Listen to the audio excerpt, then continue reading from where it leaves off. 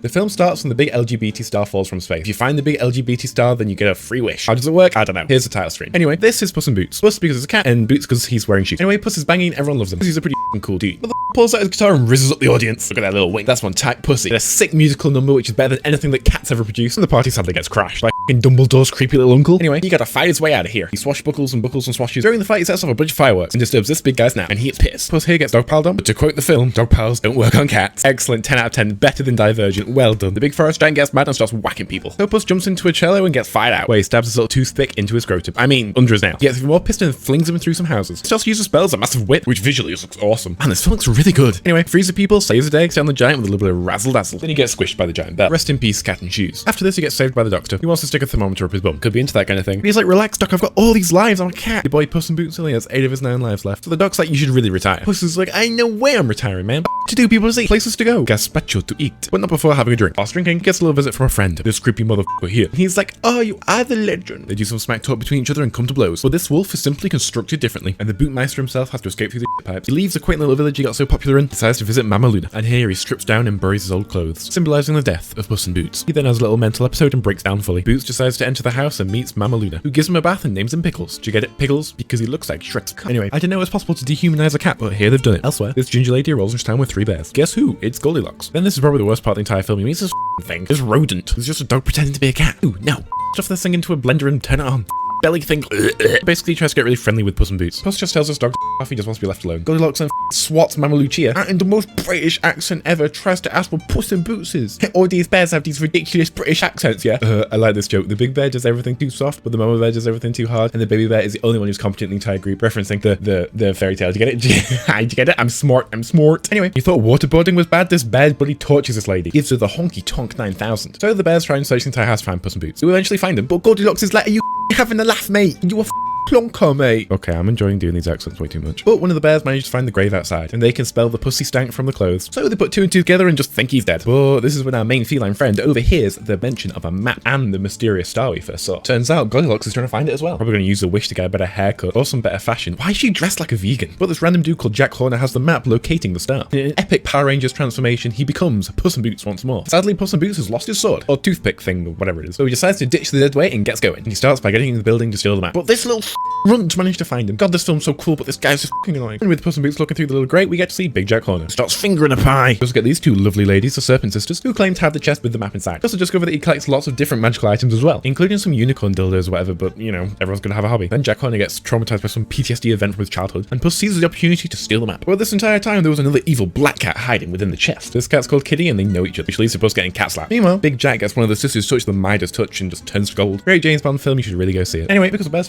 tube comes down through the roof, and everyone's like, oh, what the? And because Goldilocks is probably British gangster, she's like, I'm gonna shank you, mate, if you don't give me that map. And the precariously balanced bookshelf falls down and all hell breaks loose. They try to escape in a magic carpet, but just don't get very far. Also turns out the soft boss here is just some martial arts gangster, resident karate kid. Puss then gets his pubes trapped and has to 1v1 the bear. Then he gets yeeted by the big bear and smashes into the window into softballs. They just have to land into an Uber and get going. Whilst being chest, Puss uses his oldest trick of the book from Assassin's Creed Brotherhood, catches some gold coins to make a diversion. God, I'm so excited for Assassin's Creed Mirage. And whilst he's celebrating getting away, he hears then sees the wolf again. Now Jack is understandably pissed, so he just collects all his magical items, starts the hunt. This vehicle looks like something from like Mortal Engines or something. Anyway, even though they managed to escape, they're still fighting over the map. This little shit just has to talk again. This movie would be 100 times better if they just took the dog out. He's just a clapped character. Butt nugget for brain. Wait, did he just sweat? Okay, maybe the dog's kind of based. And eventually they reach Dark Forest, and they approach this weird dark portal and decide just to go through it. They land in a colourful forest. The 2 cats have a little bit of a cute off to try and get control of the map. Whoever touches or looks into the map gets to see what path you take, which then gets replicated in the real world. And sadly for Puss, it's all awful, horrible things. And then when Kitty does it, it's also horrible, awful stuff. But when the dog does it, it's everything that's sickly sweet and nice and fluffy and wonderful. So the dog gets to carry the map. Just as we see this, we can see Goldie and the 3 bears following him into the dark forest. Then Goldie's talking to her 3 bears and discussing all the wonderful things they're going to do with the wishes. And Goldie ain't going to tell no one what a wish is. So they start running to the pocket of posies, where they get ambushed by these evil looking plants. So they try and fight the plants, but that's not used because what actually supposed to do is smell them, like smelling the roses. You take your time, kind of that saying, you know? Goddamn stupid dog, figured this out.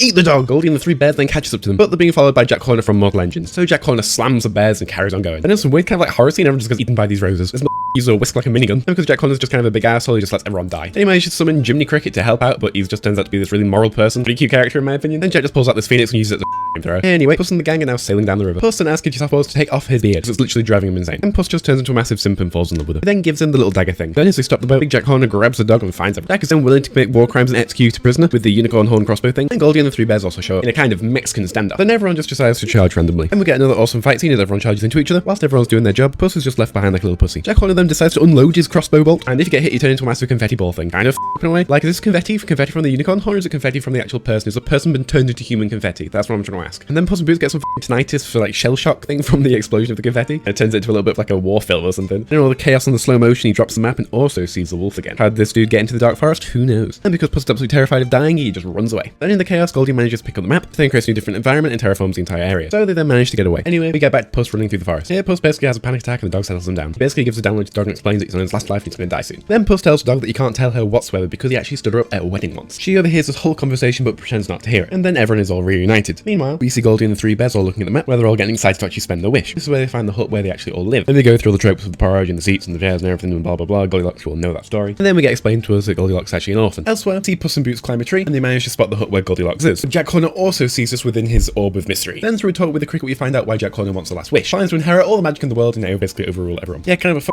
motive to be honest. Consequently, they're back now with Puss and Boots and the gang. Plan to steal the map from Goldilocks and the three bears. Just as they're all sleeping. They use some sneaky action and Puss gets really close to the map. He manages to steal it, but not before Goldilocks kind of sees him take it. Puss then passes it to Softpaws and then looks to it and terraforms the world once again. Then this terraforming kind of gets stopped halfway through, and then in a move that completely abides by the laws of physics, they ascend upwards to go get the map. Which they manage to get the map and get away, but they have left the dog behind. Good riddance, you don't need that guy anyway. Then Puss and Softpaws get separated in the Cave of Lost Souls. Puss says, fuck this YOLO, I'm gonna go deeper into the cave. Then he accidentally bumps into one of the crystals and they all reflect the previous lives that he's had, including magician, weightlifter, and soup eater. Meanwhile, Goldie's got the dog tied up and they get into an epic roasting match. The dog again just swears randomly. I know it's for comedic effect, but it is kind of funny. And the calls Goldie an orphan. How the hell does the dog know that Goldie's an orphan? Did he just guess? We go back to Puss and Boots, who's trying to vibe with his lost souls. And then Wolfie McWolfie turns up, who just brutally shatters all his past lives. Puss then comes to the final realization that this is Death himself, not a bounty hunter. He basically explains that you've got 9 lives and you didn't value any of these lives, and that is a personal insult to death itself. Which for a cartoon wolf is pretty good logic, to be honest. Can we also talk about how terrifying this little thing is when you slow it down? Scary, man. So he managed to finally escape the cave, not before the wolf tries to actually grab him. And he's so terrified, he just keeps on running, but eventually finds where the star is. Which turns out to be more shiny than a bald man's head. Then Goldie reveals that she's a horrible person and just wants a proper family. Like, these bears aren't your family. Man, this part really hit me in the feels. Stupid Goldie. You're on the list with a dog now. And the mum bear just says, no matter if you think we're family or not, we will get you that wish.